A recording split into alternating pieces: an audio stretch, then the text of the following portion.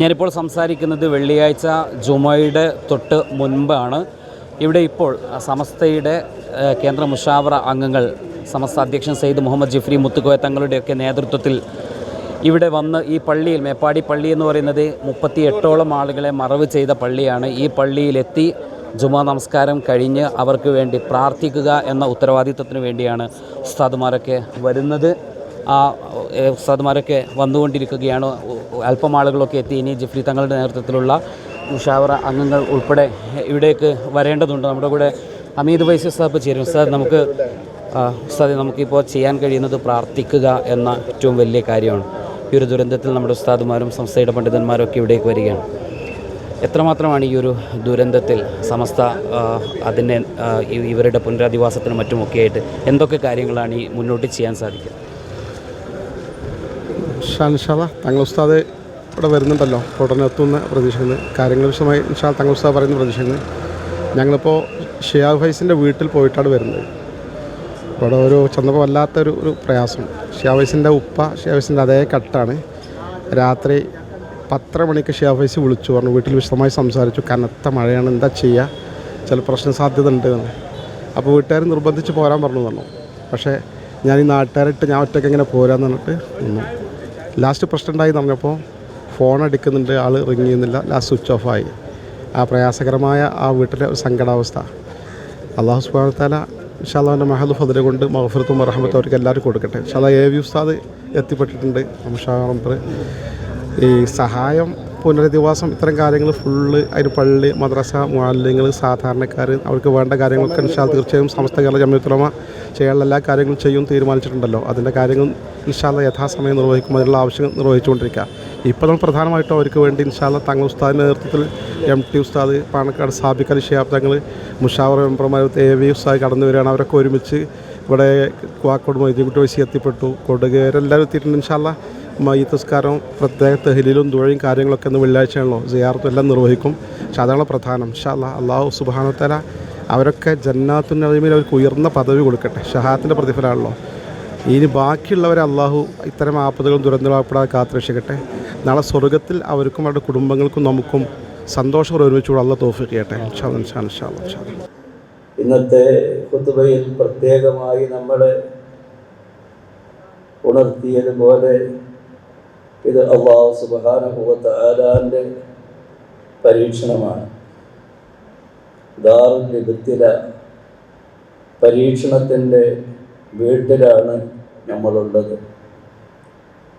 വിവിധ തരത്തിലുള്ള പരീക്ഷണങ്ങളെ കൊണ്ട് അല്ലാഹു സുബ്ഹാനഹു വ തആല ഈ ലോകത്ത് നമ്മെ പരീക്ഷിക്കും.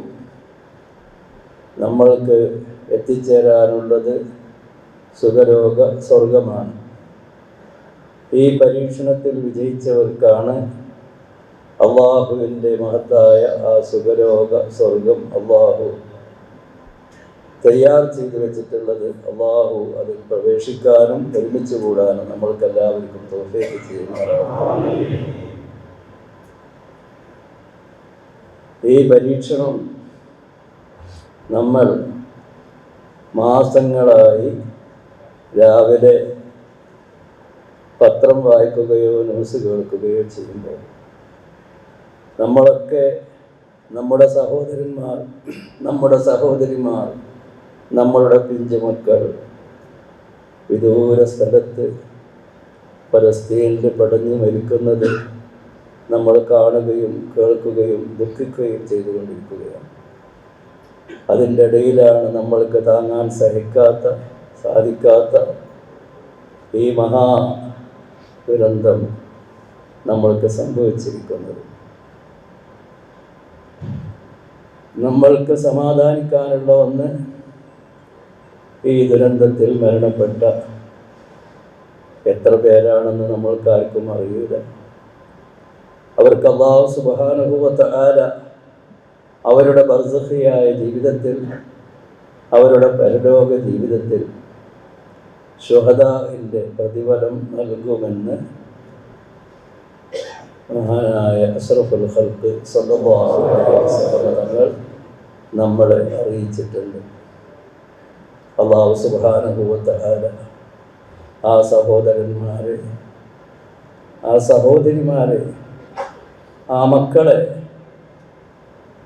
അവരെപ്പോഴാണോ അവർ അള്ളാഹുവിലേക്ക് യാത്ര ചെയ്തതെങ്കിൽ അന്ന് മുതൽക്ക്, ആ നിമിഷം മുതൽക്ക് അവരെവിടെയായിരുന്നാലും അതിനേക്കാൻ അവരെവിടെയായിരുന്നാലും ആ ശുഹദാഇന്റെ കൂടെ അള്ളാഹു അവരെ ഉൾപ്പെടുത്തുമാറാവട്ടെ. അവരുടെ ദർജകളെ അള്ളാഹു ഉയർത്തി കൊടുക്കുമാറാവട്ടെ. അവർക്ക് ദുആ ചെയ്യാറുള്ളത് അവരുടെ കുടുംബങ്ങൾ, അവരുടെ ബന്ധുമിത്രാദികൾക്കാണ്. അവരങ്ങേയറ്റം വേദനയിലും ദുഃഖത്തിലുമാണ്. അള്ളാഹു സുബ്ഹാനഹു വ തആല അവർക്ക് നല്ല ക്ഷമ കൊടുത്തു അള്ളാഹു അനുഗ്രഹിക്കുമാറാവട്ടെ. അള്ളാഹു അവരെ ഖൽബിൽ അള്ളാഹു നല്ല ക്ഷമ നൽകി അനുഗ്രഹിക്കുമാറാവട്ടെ. അവർക്ക് പകരം എന്തൊക്കെയാണോ അവർക്ക് പകരം കിട്ടേണ്ടതെങ്കിൽ അതൊക്കെ നൽകി അവർക്ക് നല്ല പരിഹാരവും നല്ല ഉയർച്ചയും നല്ല ഇസ്സത്തും അള്ളാഹു നൽകുമാറാവട്ടെ.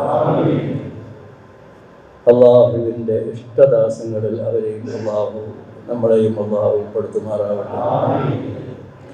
ബഹുമാനികളെ, നമ്മൾ അവർക്ക് വേണ്ടി ബഹുമാനപ്പെട്ട സയ്യിദുൽ ഉലമായുടെ നേതൃത്വത്തിൽ തഹ്ലീൽ ചൊല്ലി ഇവിടെ ദുആ ചെയ്യും.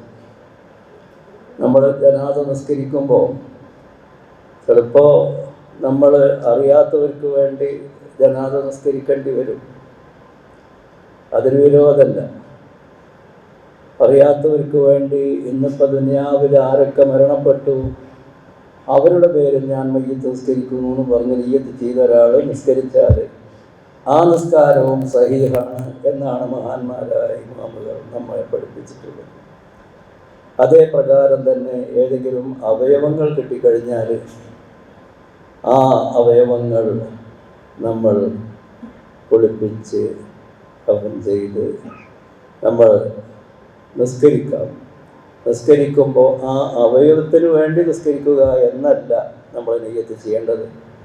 ആ അവയവം ഏതൊരു ശരീരത്തിൻ്റെ ഭാഗമാണോ ആ ശരീരത്തിൻ്റെ ഉടമയ്ക്ക് വേണ്ടി ഞാൻ നിസ്കരിക്കുന്നു എന്ന നിയ്യത്തോടുകൂടെ ആണ് നമ്മൾ നിസ്കരിക്കേണ്ടത്. അല്ലാഹു സുബ്ഹാനഹു വ തആല നമ്മൾക്ക് ഇനിയുള്ളത് അവർക്ക് വേണ്ടി ദുആ ചെയ്യാൻ നമ്മൾ ഓരോരുത്തരും നമ്മുടെ കേരളത്തിലും ഇന്ത്യയിലും വെളിയിലുമുള്ള എല്ലാവരും അവർക്ക് വേണ്ടി ആകുന്ന സഹായങ്ങൾ ചെയ്യുക എന്നതാണ്. പല വിധത്തിലുള്ള സഹായങ്ങളും പല വിധത്തിലുള്ള അവർക്ക് വേണ്ടിയുള്ള